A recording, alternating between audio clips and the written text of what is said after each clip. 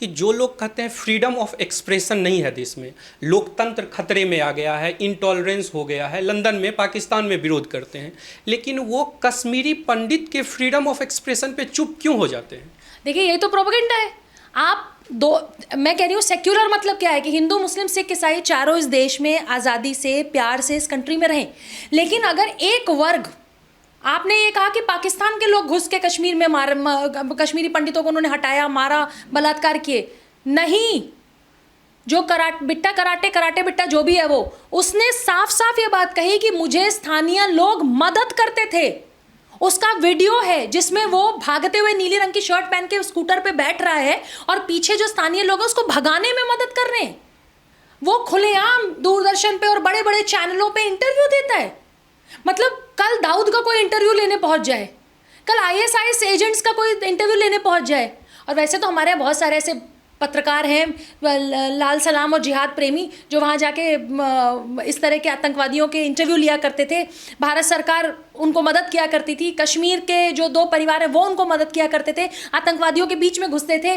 कुछ सारे तो ऐसे भी पत्रकार हैं जो हमारे आर्मी के कैंप्स दिखाया करते थे। आपको पता है ये कारगिल की लड़ाई में एक मैडम थी हमारे यहाँ, दत्त मैडम, तो वो तो ये भी करती थी। बहुत सारे ऐसे लोग हैं। तो ये प्रोपोगेंडा तो ये है कि आपको ये दिखाना नहीं है, आपको इस फिल्म के जितनी नेगेटिविटी हो सकती है, जैसे बहुत सारे पत्रकारों को आप देखेंगे कि वो लिख रहे हैं इस फिल्म के खिलाफ। अरे तुम फिल्म जाके देखो, अगर आपकी हिम्मत है तो आप इस फिल्म को जाके देखिए।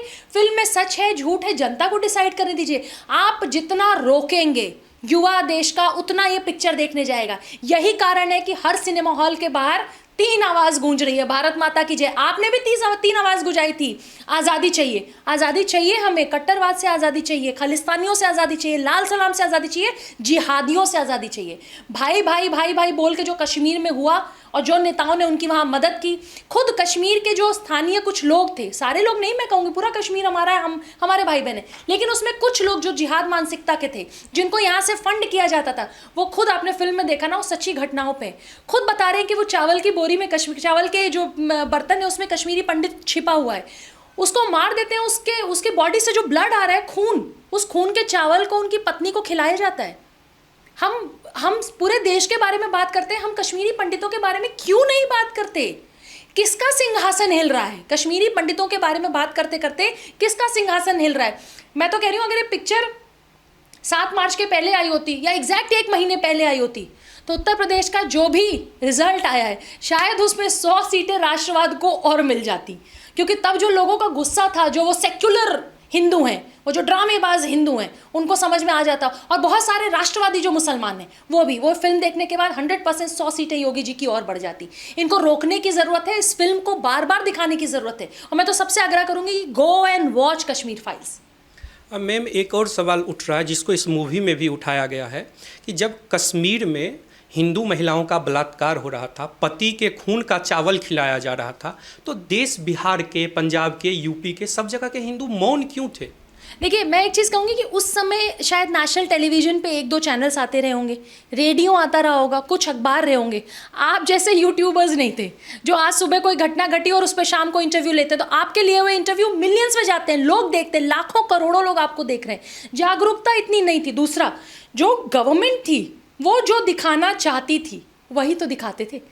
जो नेशनल टेलीविज़न है, नेशनल टेलीविज़न पे वही प्रसारित होगा जो वो चाहेंगे। और आपको पता होना चाहिए कि कश्मीर में उस समय दूरदर्शन नहीं, कश्मीर के बहुत सारे हिस्सों में पीटीवी दिखाते थे। पीटीवी मतलब पाकिस्तान टीवी। हमारा देश, हमारा राज्य, हमारा प्रदेश, हमारी बाउंड्री, हमारी ज़मीन, हमारा आसमान, और हम देख रहे हैं पाकिस्तान टीवी। इसी सिलसिले में जो दूरदर्शन के एक बहुत बड़े ऑफिसर थे, उनको तक काट के उनकी बॉडी को जानवरों को खिला दिया गया था। तो कहीं ना कहीं कश्मीर में, जो इस फिल्म में भी दिखाया है, कश्मीर में पाकिस्तान के जिन्ना वाले नोट चला रहे थे। आप ज़रा सोचिए, आपको लगता है जिन्ना वाले नोट या पीटीवी और दूरदर्शन वहाँ कैच न करना, वहाँ पाकिस्तान के चैनल्स दिखाना, पाकिस्तान के अखबार, पाकिस्तान के नोट, क्या वहाँ पे राज्य सरकार के बिना मिले और ये 2 परिवारों के बिना जिहादियों को सर पे चढ़ाए ये काम हुआ होगा? मैम ओवैसी जी सांसद में बोले हैं कि इस मूवी को बैन कर देना चाहिए, और दानिश अली बीएसपी के, मायावती पार्टी के सांसद हैं, वो बोले हैं बीजेपी प्रोपोगेंडा के लिए ये मूवी हिंदू मुस्लिम करवा रही है। देखिए, मैं ओवैसी साहब से भी कहूंगी और जो बीएसपी के नेता हैं उनको भी कहूंगी कि ओवैसी साहब, आपकी तो सारी सीटों पर जमानत जब्त हुई उत्तर प्रदेश में, और बीएसपी जो है वो शायद 2-3 सीटों पे आई है, तो वो जो 2 का आंकड़ा है वो अब अगले चुनाव में 20-0 के आंकड़े पे चली गई। बहन जी आपकी अब संसद में जा नहीं पाती। जो थोड़े बहुत संसद में आपके लोग जाते हैं, आपके इन्हीं करतूतों की वजह से और कारनामों की वजह से अब आपको 2022 से 2027 छुट्टी पे जाना पड़ रहा है।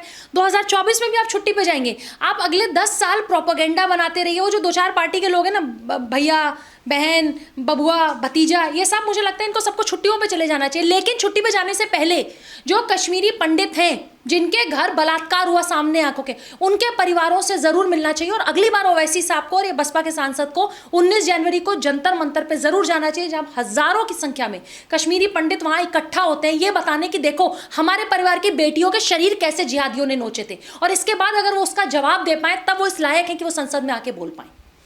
मैम, हिंदू हृदय सम्राट बाला साहब को बोला जाता है, आज शिवसेना इस मूवी को टैक्स फ्री नहीं कर रही है, क्यों नहीं कर रही है? आप कहाँ बात कर रहे हैं? बाला साहेब की बात कर रहे हैं। बाला साहेब आज ऊपर से भी उनकी आत्मा रो रही होगी।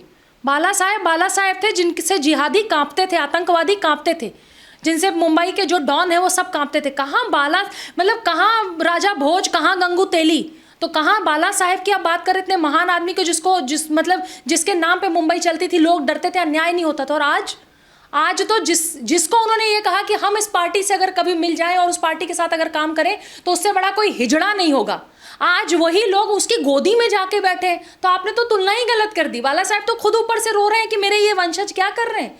ये फिल्म टैक्स फ्री तो छोड़ो, जिनके वजह से सब कुछ हुआ, जिनकी वजह से वो खुद उनकी गोद में जाके बैठे हुए। इस फिल्म में भी देखिए दिखाया है कि बाला साहेब ने उस समय भी जो रिजर्वेशन दिया था वो कश्मीर से कश्मीरी पंडितों, कश्मीरी हिंदुओं जिनका पलायन हुआ था, जिनको जिहादियों के वजह से कश्मीर छोड़ना पड़ा, उन्होंने भी रिजर्वेशन दिया, उन्होंने भी आरक्षण दिया, उनकी पढ़ाई, उनके स्कूल कॉलेजेस में उनके लिए जगह दी।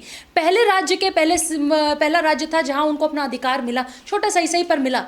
आज टैक्स फ्री की बात कर रहे हैं, वो तो जिहाद लवर्स के साथ गोद में बैठे हैं उनका वंशज, उसके बारे में तो बात ही नहीं करनी चाहिए। मैम, एक अंतिम क्वेश्चन है कि ये मतलब इस मूवी में ये बताया गया है कि ये जो आतंकवादी बनते हैं ये मजहब के कारण बनते हैं, जबकि बरखादत या अन्य लोग, राहुल गांधी विदेश में जाके बोलते हैं गरीबी के कारण आतंकवादी बनते हैं। क्या कारण है आतंकवादी? अरे भाई, उत्तर प्रदेश, उड़ीसा, बिहार बहुत ही गरीब राज्य है। कितने आतंकवादी निकले यहाँ से? अभी आप उत्तर प्रदेश के पूरे चुनाव में गए होंगे, अब बिहार में पीछे गए होंगे, बंगाल में पीछे गए होंगे, कितने आतंकवादी आपने पाए? एक तरफ आप ये कहते हैं आतंकवादियों का मजहब नहीं होता, फिर जब हम जिहादी बोलते हैं तो सारे लोग अपना सीना ठोकने लगते हैं कि नहीं देखो मुसलमानों को एक बात पे रहो भाई, या तो जितने आतंकवादी हैं उनका एक मजहब है, और अगर मजहब नहीं है तो जब हम जिहादी को जिहादी कहते हैं तो उसको मत कहो कि हम किसी मुसलमान को कह रहे हैं, क्योंकि हम किसी मुसलमान को नहीं कह रहे हैं। हम किसी मुसलमान को कहते हैं तो हम कलाम साहब को नहीं कह सकते, हम कलाम साहब को नहीं कह सकते। कलाम साहब तो हमारे दिल में है, लेकिन कसाब के लिए तो हर भारतीय का जूता तैयार है। बिल्कुल सीधी सी बात, उसमें कोई समझौता नहीं, राष्ट्रवाद से कोई समझौता ही नहीं। और गरीबी से अगर कोई आतंकवादी बन जाता तो उत्तर प्रदेश में गरीबों की मसीहा रही है मायावती जी ना। आज भी गरीब में उत्तर प्रदेश में, देश में कई जगह बहुत सारी गरीबी है। वहाँ कितने लोगों ने हथियार उठा लिया, कितने लोगों ने गिरजा टिक्कू को काट दिया, कितने लोगों ने कश्मीरी हिंदुओं की तरह वो पति के खून से सने चावल खिलवाए लोगों को। गरीबी का आतंकवाद से कोई लेना देना नहीं है। जो जिहाद माइंडसेट है वो पूरे विश्व को खा रहा है। यही कारण है कि ये जिहादी माइंडसेट के कुछ लोग जो एक पूरी मजहब और कौम को बदनाम करते हैं, जो हम जब बार बार कहते हैं तो हम लोग कलाम साहब की इज्जत करते हैं ना, लेकिन आप चाहते हैं कि हम कसाब की भी इज्जत करें। भाई, कसाब की तो इज्जत नहीं होगी, कसाब को तो फांसी मिलेगी और हर व्यक्ति का जूता भी तैयार है कसाब के लिए। कलाम साहब के लिए बिल्कुल हृदय से झुक के प्रणाम, लेकिन कसाब के लिए नहीं। तो गरीबी का आतंकवाद से कोई लेना देना नहीं है। हाँ, आतंकवाद का एक जिहादी माइंडसेट से लेना देना है, और उससे ज़्यादा उन नेताओं का, उन पत्रकारों का, उन एक्टिविस्टों का जो कश्मीर फाइल्स नहीं चलने देना चाहते हैं, क्योंकि उन्होंने इसी पे तो रोटी से की है, कश्मीर पे तो रोटी से की है। 2 परिवारों ने कश्मीर पे 3 पुश्तें रोटी से की है, सबको पता है। डबल इंजन की सरकार थी, सबको पता है। तो भाई, कश्मीर फाइल्स आप जरूर देखिए और खुद तय करिए कि कश्मीर फाइल्स में क्या दिखाया है, क्यों स्क्रीन नहीं दे रहे, कश्मीर फाइल्स में ऐसा क्या है जिसको छिपाने की कोशिश की जा रही है, क्यों प्रधानमंत्री ने तारीफ की, आपके प्रधानमंत्री ने तारीफ की, 130 करोड़ की जनता के अभिभावक ने तारीफ की। अब तो जरूर जाके देखना चाहिए कश्मीर फाइल्स में आखिर है क्या, किसको छिपाया जा रहा है।